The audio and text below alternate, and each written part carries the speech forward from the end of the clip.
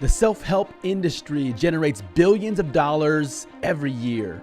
Coaches, authors, and speakers make crazy amounts of money to help people improve their lives. You've probably seen them showcasing the aspirational lifestyle, the luxurious homes, the fancy cars, the tropical vacations. And even though I'm in the self-help world, I have a problem with what I've observed in the industry these last 3.5 years. In this video, I'll break down the 5 things I hate about the self-help industry and how those of you in the self-help industry can navigate these challenges.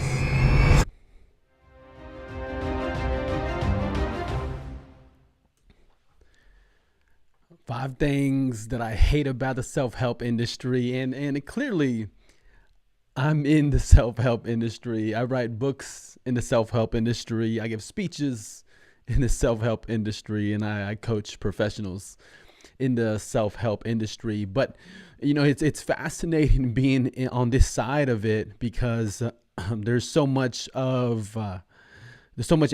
perspective that you have, and in one of the components in the self-help the self-help industry is this I think some people call it toxic positivity, and you only say good things, and you have to watch yourself when you're saying anything negative.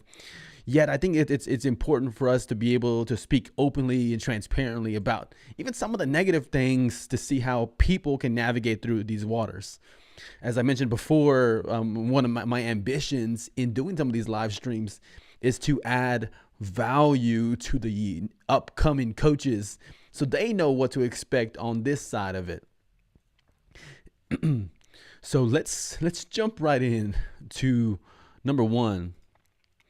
The number one thing I hate about the self-help industry, and I could talk for days about what I love about the self-help industry, but we're going to start today, or we're going to go through today the 5 things that kind of leave a sour taste in my mouth, but I think it's important for us to be aware of those to navigate them with maturity. And looks like we skipped ahead there. Let me move over here. Number 1, the gurus who make it seem easier than it is. And there's probably the best case study on this topic is the book The Secret. And one of the big criticisms about The Secret, because it captures the idea of the secret. It's like supposed to be like a big, I mean, it was a big time bestseller. I've read pieces of it. But the oversimplification of success, that it was merely desires, it was merely visualization. It was merely think about it. And then stuff happens without the work behind it. So the reason that's an issue for me when anybody tries to make success easier than what it actually is because it leads to sick hearts. There's a proverb you could go look up, and maybe I'll even pull it up here on the screen in a second, but it says, hope deferred makes the heart sick. And yeah, you know what, I'll go ahead and pull it up. So we'll walk through some of this here. Let me pull it up on the screen so you're able to see that as well. Right here in Proverbs chapter 13, and you can see in verse 12 here, and it says, hope deferred makes the heart sick. So the idea and I guess the problem with people, or any speaker or coach or author who makes success easier than what it actually is, it sets up an entire group of people for disappointment when they find out there's actually more to it. And one of the things that I think is pretty common, even on like Instagram, in the brief little profile section, is put God first, or put God first in your marriage. And again, that's, of course, I'm a Christian. I'm a man of faith. I believe in the importance of putting God first. Yet there's there's so like when somebody shares that concept and then their life seems to not reflect it, it often makes me wonder, like, well, what does that even mean to you? What does it mean that God's first in your marriage? In I mean, does that mean that, hey, you prioritize the values in the Bible as your top priorities and values? And if so, that means that whenever your personal thoughts or your personal feelings clash with the values that the scriptures lay out, then you allow the scriptures to have sovereignty and to have the power over your own personal preference. So, so let me share some perspective. I think it's always important for any communicator, especially as we walk through some of these waters together, and to figure out what is it that, like, how do you make decisions when you're faced with two alternatives? And let me share some of my values here. I'll get them pulled up.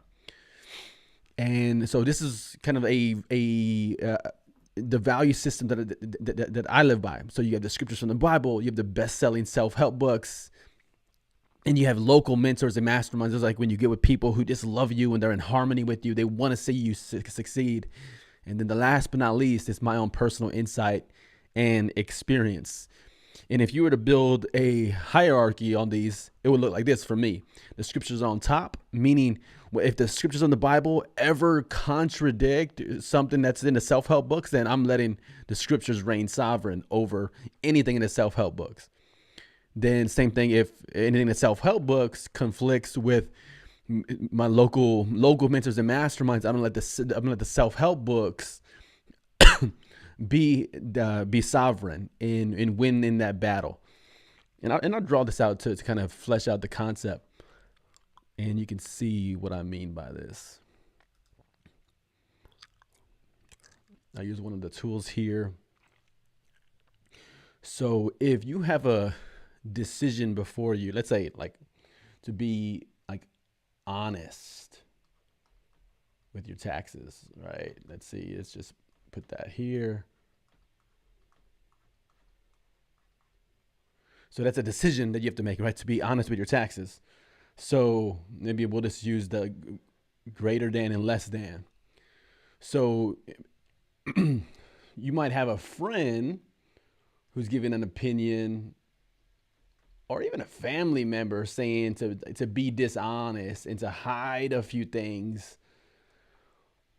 But if you hold to the values of honesty and again, it's even submitting to the government that's before us. Again, if you're a person of faith like I am, I know many people who tune into me are people of faith. Then if you have the Bible here, which calls you into honesty, calls you into integrity, it calls you into submitting to the government that's before us, then it can be relatively simplistic to have our values before us to understand what decisions you're going to make. Okay, so it's important to be honest with my taxes. It might seem like it's beneficial in the short term to save a little bit more money, have a little bit more money in my pocket or in my bank, yet my values are more important. So back to this hierarchy here. If the scriptures on the Bible are on top, that's where you get your values from. And what I'm going to also do right now is share from my new book.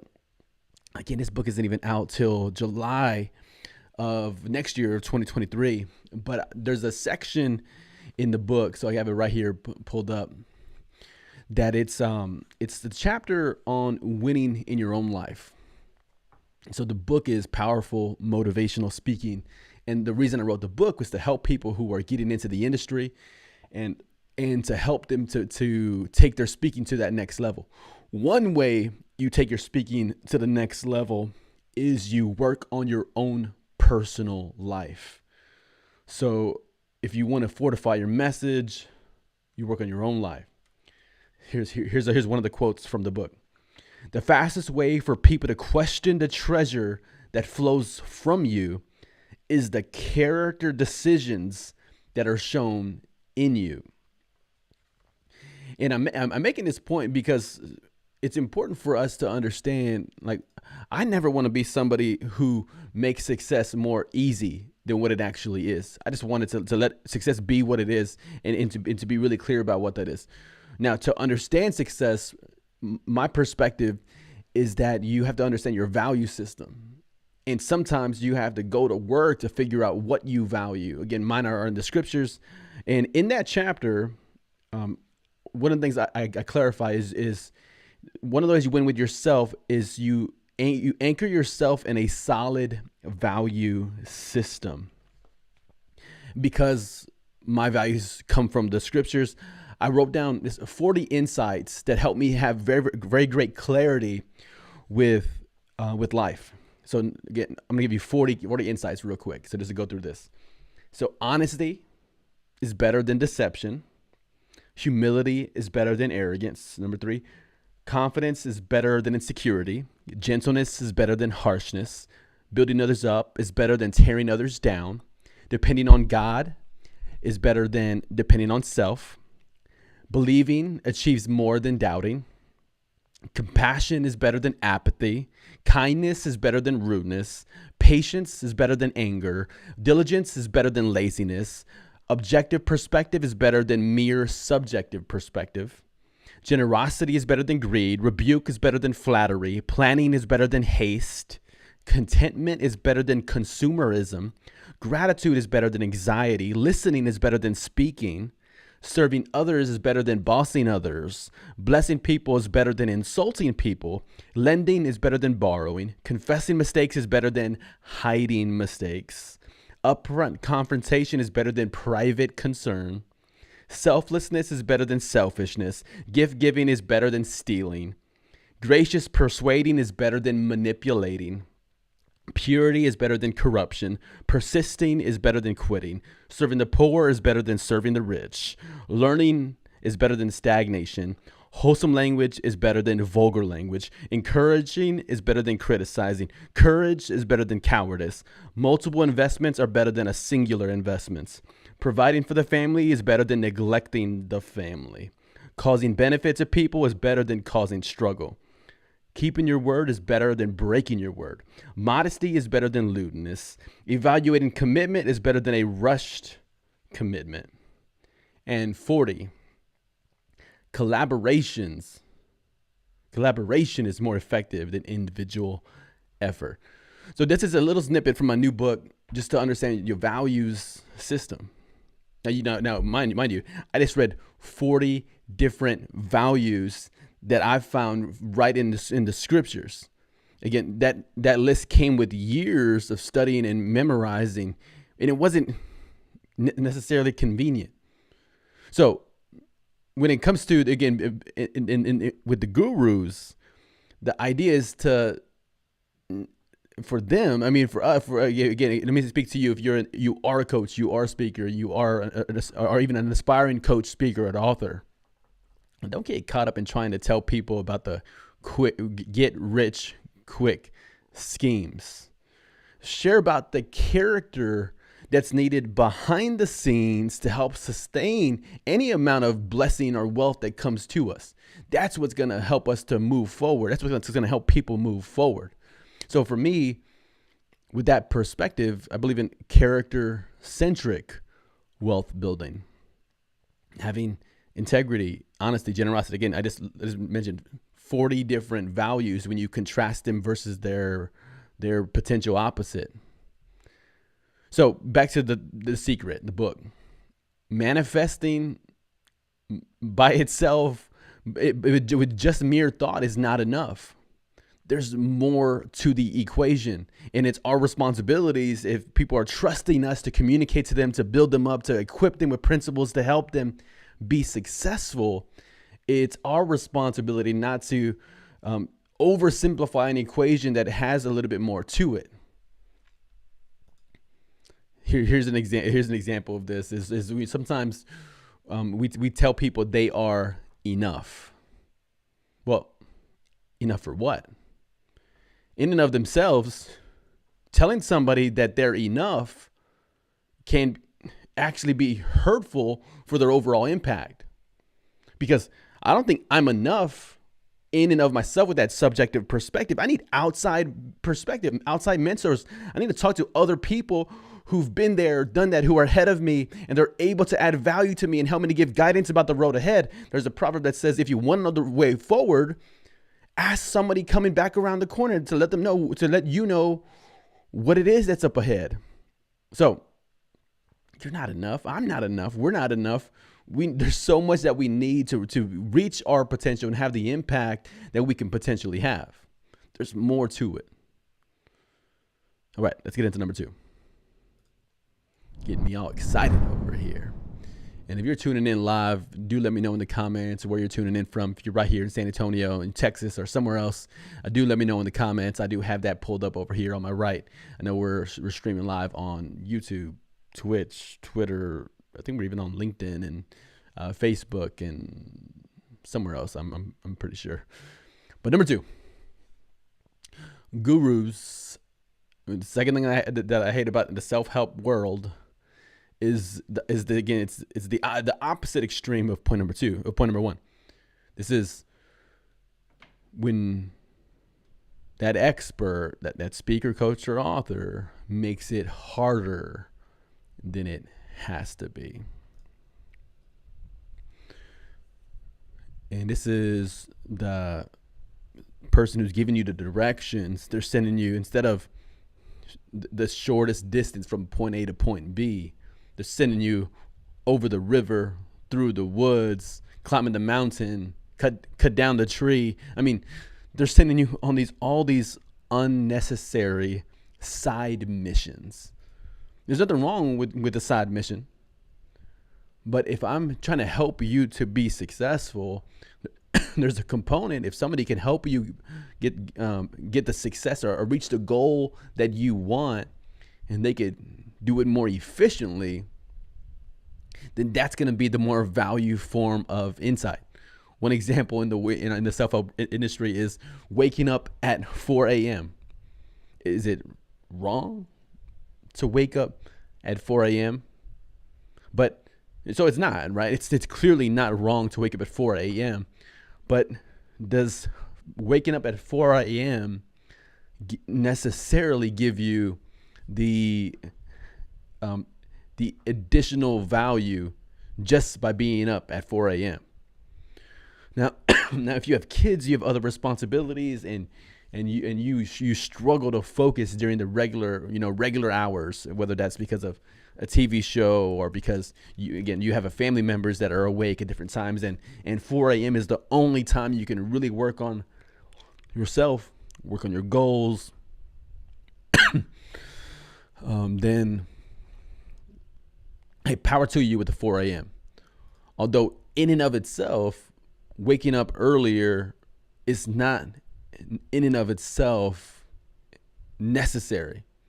If somebody gets in some of their best work, and I'll use myself as an example. If I'm book writing, right? I've been able to write three over the past 3 years. If I'm book writing, then staying up later can be a significant value add, as opposed to just waking up early just for the purpose of getting up early. Now, I'm all for getting to your meetings early, being prepared, being well read, feeling well put together, even having a workout in if there's somebody who gets the workout in before the workday. Yet, if you get some of those things done in the evening time, to me, there's no big difference. So then you as a communicator, as an author, as a coach, could be selling this vision of 4 a.m. in an unnecessary way, which is the benefit of being in the coaching relationship, where you're able to just talk through some of these situations, and you're able to see exactly what the client needs, what the other person needs, instead of just giving these general prescriptions that may not work for other people. So, there's one more point I wanted to make actually on point 1. So let me pull that point up, because I really wanted to make it before we move on too much further into point 2. And that is, for us, it's important that I think is to own our privilege, because some of us are positioned with an advantage to be successful in certain areas of life. There are universal principles, absolutely. Again, I went through 40 of those just a little while ago, but still, understanding that, like, again, who my mom is, who she was before, the success she's had in her life, absolutely has given me a different kind of advantage in my personal growth. To have somebody that intelligent, that driven, that successful in my life on an ongoing basis, I would say that would be an unfair advantage. It was a way that I've been privileged, and if I'm aware of that privilege, then it's important for me to understand I can't just give somebody the path that I used, but it's important to tailor that path towards each person, not make it easier, not make it harder, as we're talking about in point number 2. All right, let's get into point number 3. Flexing the aspirational lifestyle. And I remember a few years back, we've got what. Let me just share this. When Angelita and I were before we were married, we just had a different set of expectations when it came to vacations. For me, growing up in San Antonio, we didn't have. I don't think we ever really went on any longer vacations out of the state, except for one time when I was in 6th grade. We went up to Pennsylvania and New York for my uncle's graduation. Other than that, the only really beaches we ever saw were the beaches in whatever Corpus Christi or Port Aransas, and they're nothing to like boast or brag about in the state of Texas. But that was the extent of the vacations that I knew. So when I married Angelita, she had a different expectation of what vacations look like, and we've went to nice vacations. And I remember one of the vacations we went on, and we went to Hawaii, and we weren't having a great time in Hawaii. We weren't having a great time with the water. We weren't having a great time with our hotel, where our hotel was positioned, and it dawned on me that I could totally take a picture of both of us smiling on the beach of Hawaii, and I could make it seem as though we were very much enjoying ourselves. But it would have been a false perspective of the reality of our situation. We were not really enjoying ourselves that much in this vacation. So that was one of those moments I said, you know what, I'm not gonna post about Hawaii, because I was seeing I can get this rush of positive emotions because I post it on social media. It gets these likes and these interactions, but then the value is really coming from social media. It's not coming from the experience. Experience wasn't that great for us as we were inside of it.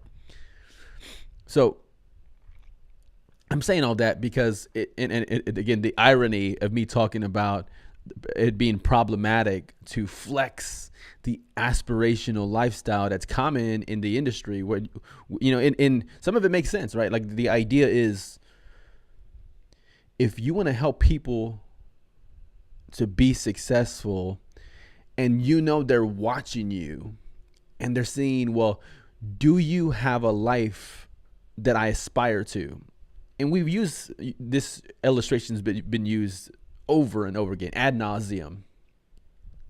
When it comes to fitness, you wouldn't go to Homer Simpson for his advice and counsel about how to be fit. You'd go to somebody like Dwayne Johnson. You go to The Rock to figure out what he's eating, what he's doing to be fit like he is. So we get those principles, and you have those concepts really clear for us, where an aspirational lifestyle and showcasing that, it's always kind of interesting to me, especially I'll share a passage again from the scripture, how this is one of those scriptures that makes me wrestle with how and what I share about my lifestyle. Even when we got a new car, or we got another new car, we had to make a decision: do we want to be people who post about that stuff or not? Again, I don't think there's anything wrong with it, but there's also this element of, well, why am I posting this? And am I doing it simply to make myself look better? or am I doing it for another reason, right? So, and I'm going to get into some of that more. But let's look at this passage over here, getting into the Word of God today. All right, let me pull that up here. I'm going to go to the book of Jeremiah, chapter 9.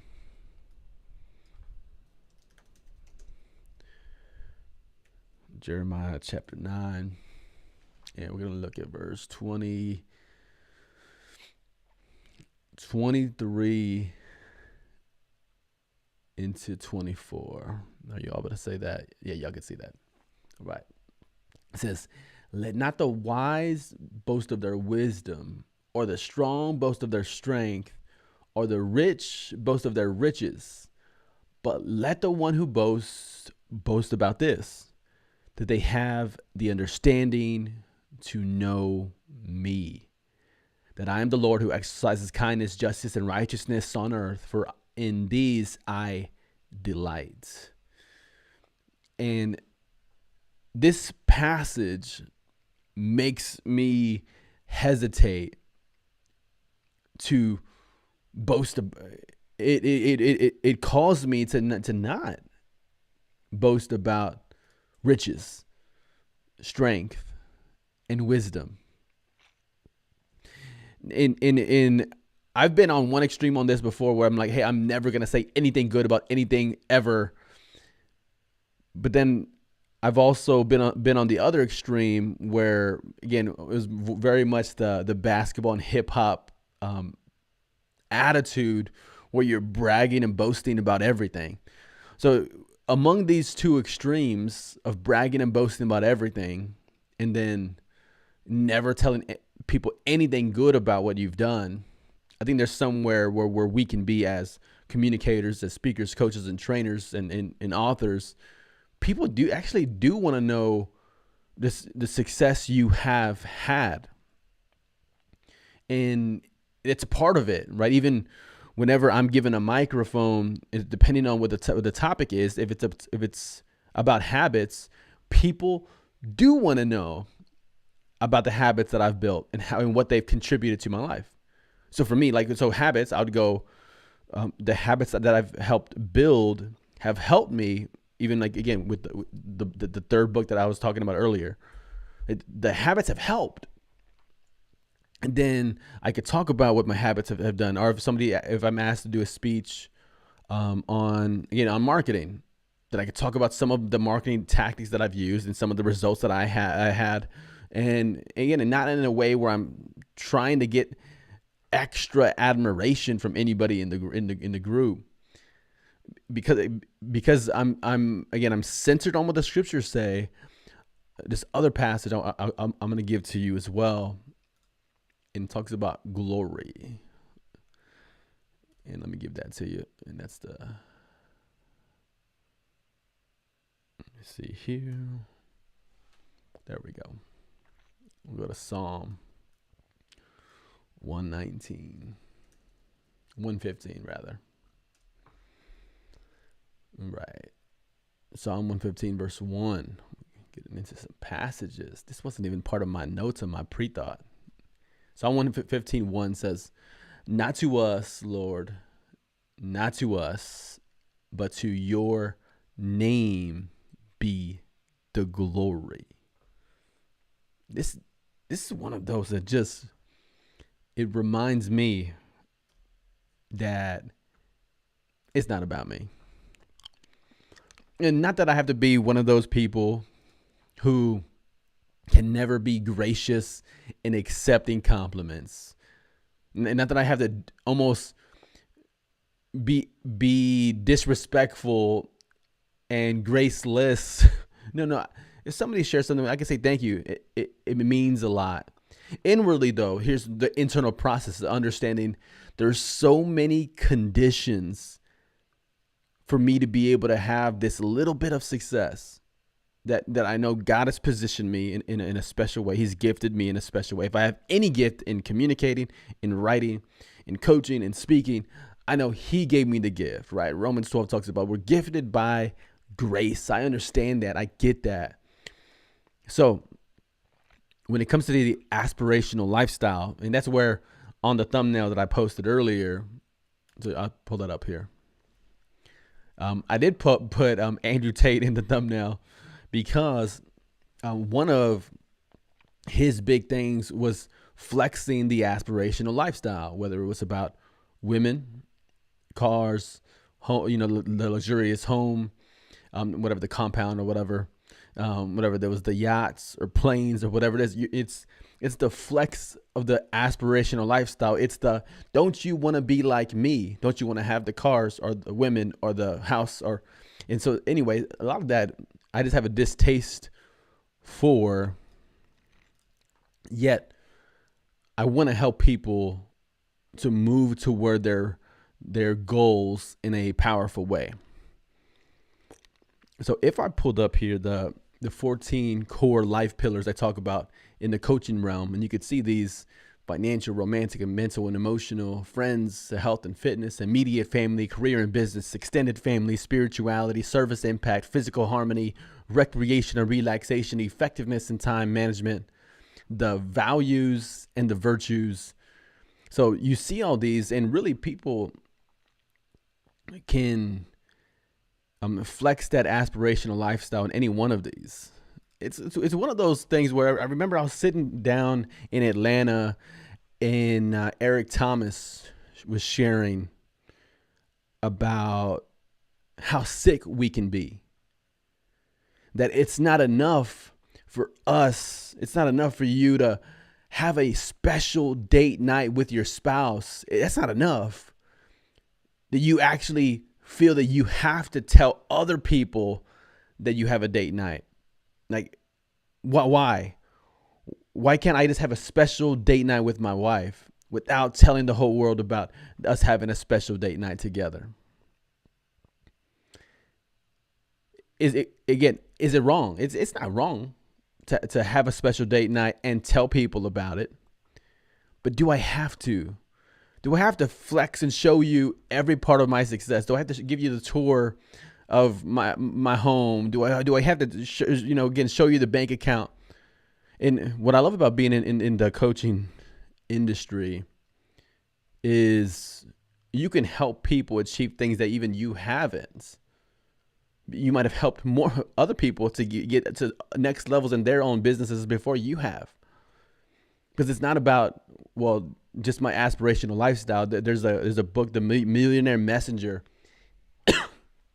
and the author kind of breaks this idea down that some people, like a Napoleon Hill, when he was speaking and writing, and you could go read his biography that his foundation has put together, and it's incredibly vulnerable about the number of failures that he had in his life. And I'm going to go back through that biography and do a whole video about it, because it's crazy to think about how much struggle he had with success, and even seeing how much success he's had since then with his book sales and everything. I mean, he died in 1970, 1980. But let's move into point number 4, or the fourth thing that got a little distaste for the self-help industry.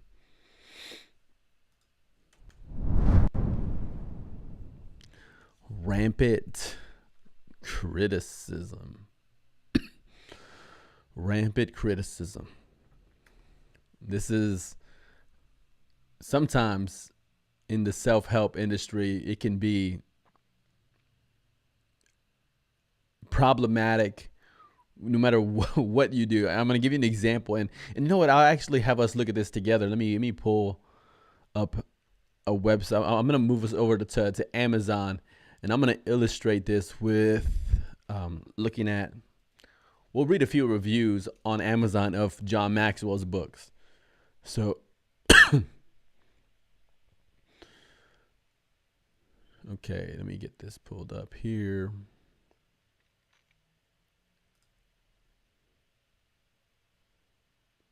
Okay, we got a little advertisement for, okay.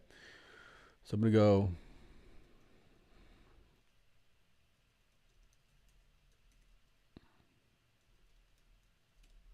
let's see here. I'm going to go we'll do leadership.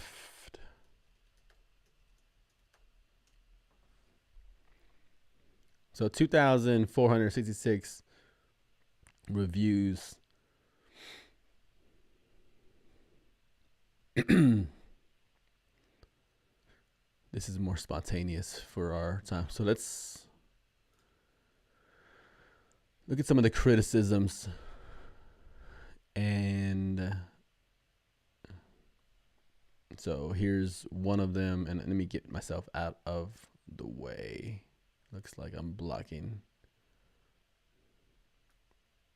Move me right there. Should be good. Okay. In fact, let me move this to this other screen. No, let's keep it here. Okay. So I'm going to go through this real quick. The narrator's. Okay. He goes, here's this criticism. It's the second one. Let me see if I can highlight it so you can see it a little better. He goes, I find it very challenging to listen and accept leadership advice from someone with next to no leadership experience. He does not lead a team. He is essentially an evangelist who leads a church and promotes being positive and religion. Try sharing real-world experience of managing situations in a corporate American concept where colleagues are there just to put in hours, don't care or have passion behind what they do, argue back and attempt to create toxic work-life culture. I think this person is showing a little bit about their experience with the corporate world. But I want you to think about this for a second, because this person is saying, hey, you have no experience. And then I think we'll be able to find. So here's a criticism from Jennifer Rice here. So she goes, this book is grossly packed with stories about the author's life as a pastor.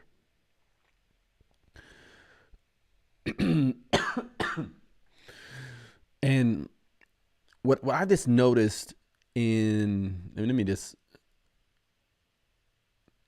see if I think the John Maxwell book.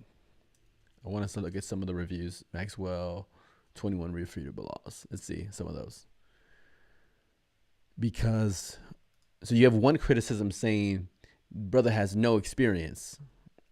You have another criticism saying that all he does is talk about, excuse me. Let me see here.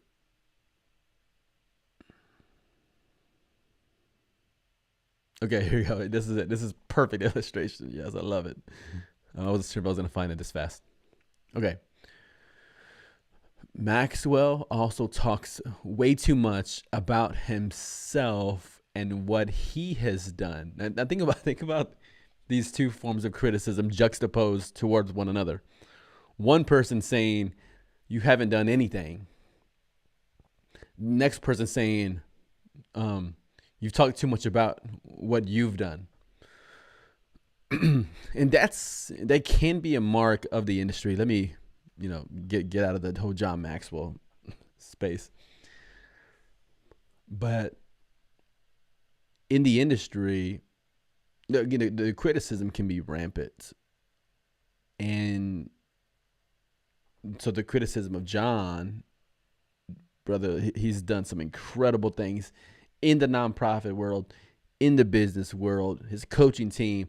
I went to the John Maxwell conference, and it was a special time. Naturally, I have some criticisms about it that I could share, but the reason I'm bringing this up is because there's so much criticism to deal with in the industry, and even having any kind of public role where you're more visible. I mean, I saw a San Antonio author who launched his self-help book, and I think he boosted his post over on Facebook, and it was like 40 plus comments of just like cursing the dude out. And I'm talking, it's rough. It was so bad I won't even mention the author's name, because it was bad. It was sad. And it does bring me back to the story, though, that my mom would tell me about criticism that I'll share with you. Is the story of the donkey, the grandpa, and the grandson. And they're walking into town.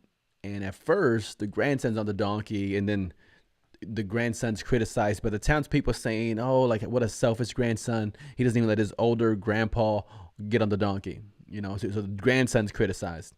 So the next day, the grandson's like, "Okay, grandpa, no, you get on the donkey." So then, grandpa gets on the donkey, walks to the town, and then the townspeople criticize the grandpa, how selfish the grandpa is in making his younger grandson walk, and he's taking the donkey instead. So then they said, okay, well, we'll change it up. So then the next day, both of them are riding the donkey, and the townspeople criticize them again, saying, look how how they take advantage of that donkey. They're gonna run it to the ground.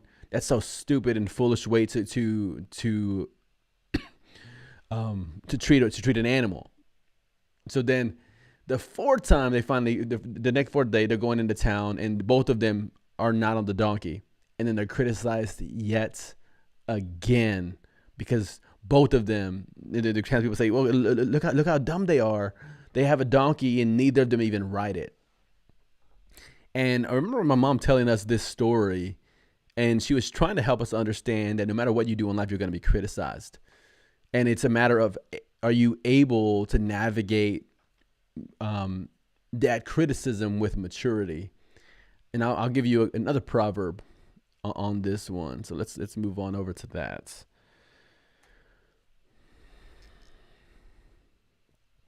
And if you can't tell, ever since I had COVID, breathing is a little differently as I'm doing some of these live streams. I'm trying not to cough too much. I have a cough drop in my mouth to kind of avoid some of that.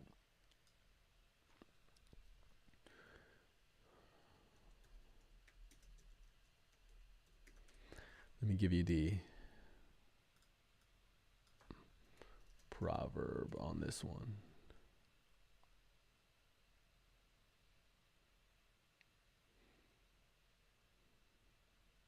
Oh, this is so timely.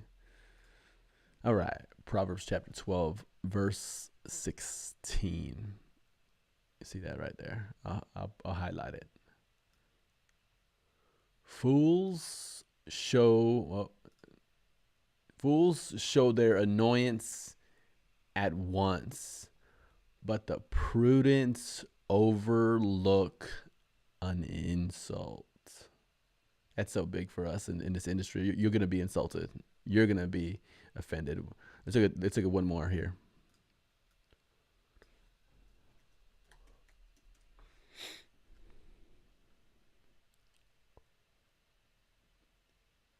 Okay, another overlook.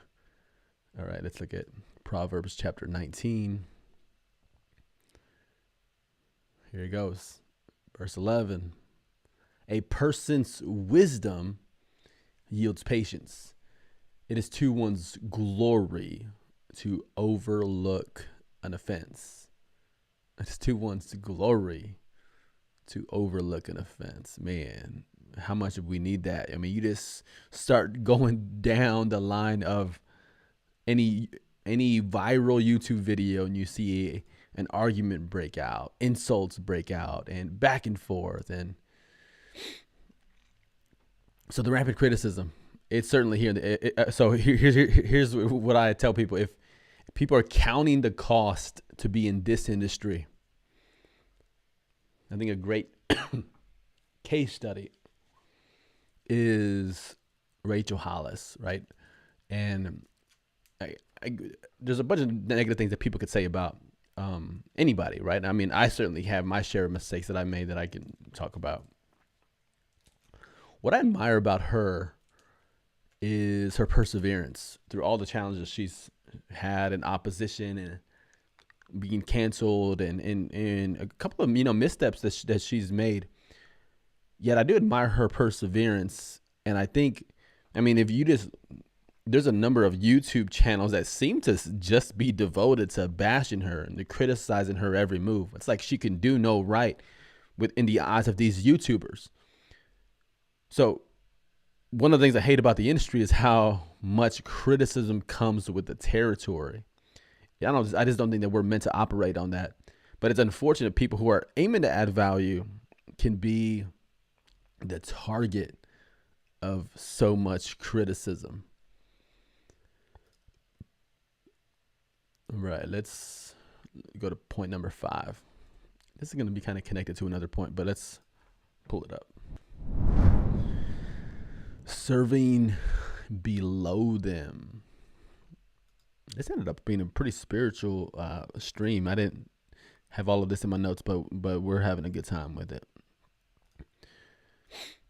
So serving below them, how do I see this as problematic? And I think the greatest leader of all time, no question, Jesus got that on lock. But even him, as the greatest leader of all time,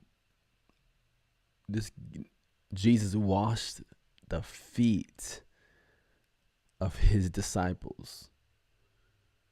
And I think in the self-help industry, where so much that we do, it's about optimizing and maximizing. I mean, I have Maximum Thrive here, right? And it's capturing the notion that what we're doing is we're trying to help people's lives to be more effective, more productive, be more successful, level up in their career, level up in their financial situation, improve their relationship, right? So we're almost always looking for life hacks, systems to help offer to people to add value.